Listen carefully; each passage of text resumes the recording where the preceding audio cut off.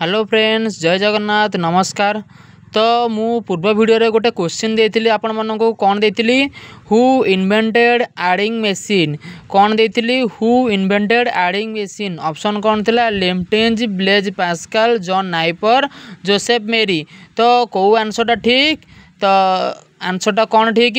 को आंसर टा ठीक कुह मते को आंसर ठीक जे ब्लेज पास्कल कौन करथिले Blaise Pascal adding machine invented करथिले किए करथिले Blaise Pascal adding machine invented करथिले।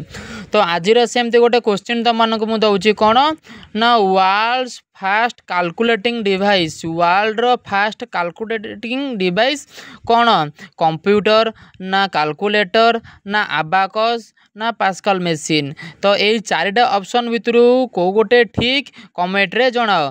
World's fast calculating device world प्रथम कैलकुलेटिंग बा गणन मशीन टा कौन थिला। तो यहाँ जल्दी जल्दी कमेंट रे आर आंसर मते जणाओ, बुझेला।